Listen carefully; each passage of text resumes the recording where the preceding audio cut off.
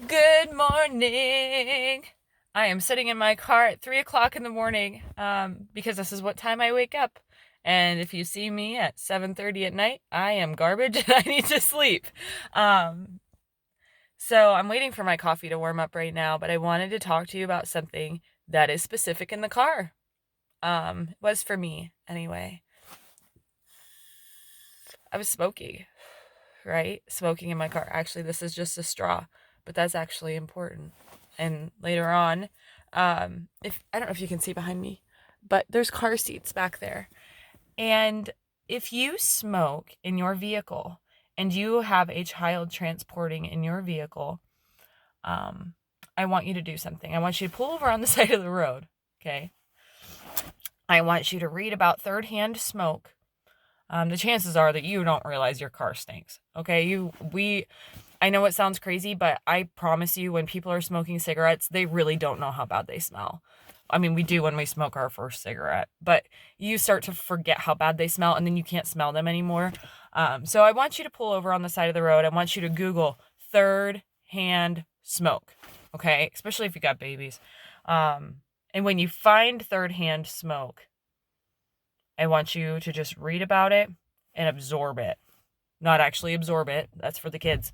Um, And if you smoke with your kids in the car, if you smoke with your kids in the car, just give yourself a good old 1, 2. And that's for me. Um, your kids can't control you smoking in a vehicle, and it's not fun.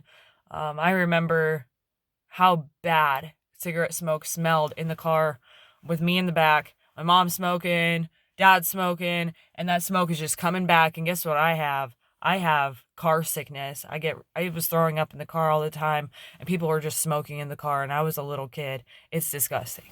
Um, I said that I would never smoke with my kids in the car, but I started smoking when my kids weren't in the car. And I didn't realize that my car smelled super, super bad. And I'm going to tell you how to get that smell out of your car in a later video or later in this video. Um, but I think it's kind of a no-brainer that if your kids are in your car, just don't smoke in your car, period. You spend so much money on your car and it stinks. Like, it stinks to high hell. I don't know what high hell smells like. I'm probably going down into the bottom hell.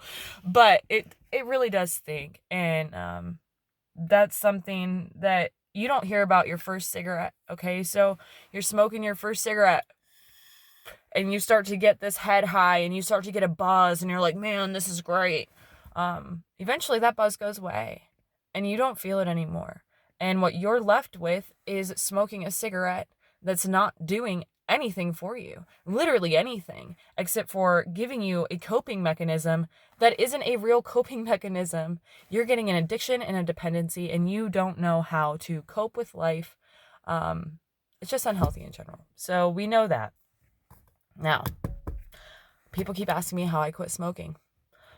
First things first, I went to my doctor and I told him, "Hey doc, I want to quit smoking." Right? They have lots of resources out there. They have lots of how to quits, and he gave me nicotine patches. I went and I got Nicorette gum. But my first thing to do was to cut back. I couldn't just quit in a single day. And sometimes people are mean to themselves if they do go back on smoking. And I've heard a lot of people that get really heartbroken and pissed off at themselves because they do keep smoking and they're trying to quit. But don't say you're quitting, say you're cutting back and do it. What I would do is I would say, "Oh, I'm cutting back." And I would cut back a couple cigarettes a day. And then what did I do? I mean, the next day I had to catch up. Oh man, I had to catch up. And I went from my 5 cigarettes a day to half a pack because I couldn't handle not having as many cigarettes. I don't know. So I cut back first, and then I wore a nicotine patch. And I did that for a couple days. I didn't know what I was doing. I still don't really know what I'm doing. Do any of us really know what we're doing? Olaf was wrong. You don't know everything when you're older. But the nicotine patches, you can't smoke a cigarette when you're wearing a nicotine patch. It will make you sick. And I was wearing them, and by the end of the day, I would take it off an hour before I wanted a cigarette, and I would smoke a cigarette at the end of the day. I do whatever you can to cut back, okay? Smoke a couple puffs of a cigarette here and there. Just cut back first. Well, then it turned into, all right, I'm not smoking cigarettes anymore. I'm vaping, okay? And I vaped a little bit. I was doing nicotine gum, and I was vaping a cigarette, or vaping I don't know, that thingy. Okay? A mod, I think is what they're called.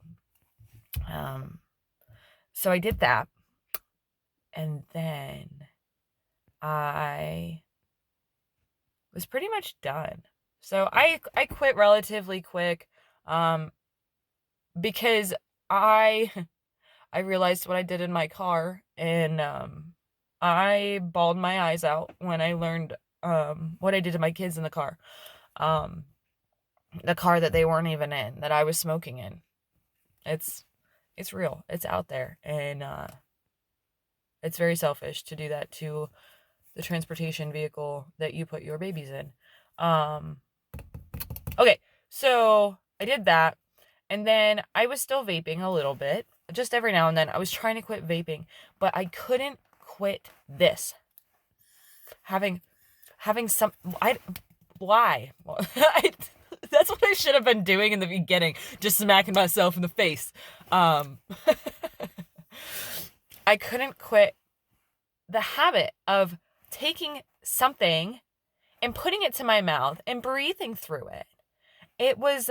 I don't understand why this, maybe it's because when you're stressed out or you're crying, all you want to do is go like this. Oh my God. When you watch my video, oh my God, I need a cigarette. So it was a thing where I had to have my hand to my mouth. And I was talking to the chief of police where I live, and he's the one that broke it for me. Not because he arrested me, not that time. We were talking about addiction and all this stuff with Corona going on, and how people were relapsing, and then people were in the hospital for withdrawal, and we started talking about addiction in general. And I told him that I had an addiction, right? I was getting over an addiction, and I was very proud of myself. And he was like, well, what were you addicted to? And I told him I was addicted to cigarettes. And he's like, oh, well, how'd you get over it? And I told him, I was like, I'm vaping a little bit right now. He's like, well, if you're vaping, then you didn't quit smoking. You're still smoking something. And I got kind of pissed off because I worked really hard to not have a cigarette. And then he brought up a really good point to me. He said, if you're not breathing fresh air, if you are breathing something other than fresh air, you seriously think that it's good for your lungs. Vaping might be better, it might not be better. But if it's not air, is it really good for you? And here I am in a gym working out. No, it's not. It's actually not good for you. You should just be breathing air. And he said, why are you still vaping? And I said, because I like to have something to breathe through. I broke it down. I understood what I was stuck on. And it was taking a break, but also this. And he goes, if you have to breathe through something, Heather, you know what you should be breathing through? A damn straw.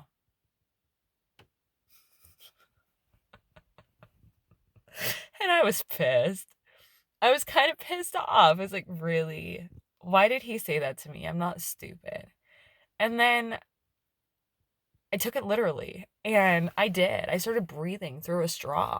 There was a few days I'd be so mad, and I'd just go out on my porch because I needed a break, and I was so stressed out. And then I thought to myself, if I was on the outside looking in on what I'm doing right now, How silly would it be to watch somebody just breathing through a straw? But I'll tell you what, in the very beginning, this seriously did help me. And it might sound silly, but it works. If you're not breathing fresh air through a straw, then what are you doing? What are you smoking through? I tell people all the time that our bodies are a vessel, right? They're a vessel for the soul. And if you don't believe in a soul, whatever, that's up to you. I don't care. But I can say this. If your body stops, what stops? You. Okay? If you want to be smoking hot, you probably shouldn't smoke cigarettes. Okay? These teeth, they look kind of nice on the outside. They're not on the inside because I screwed them up. I still have to go to the dentist. If you want to be smoking hot, you probably shouldn't start with smoking cigarettes because it's not cool. It's just gross. And besides that, if you want figuratively smoking hot, is that how you say it? Figuratively, figuratively, right? Figuratively speaking. Okay, here we go. Figuratively speaking, if you want to be smoking hot, then don't start smoking. If you literally want to be smoking hot, then keep smoking. You will be smoking hot when they cremate your body after you gave yourself a premature death with lung cancer. There you go. You want to be smoking hot? Keep smoking. Yeah, that's all I have to say about that. So breathe through a straw. If you gotta smoke, you can smoke, but breathe through a straw.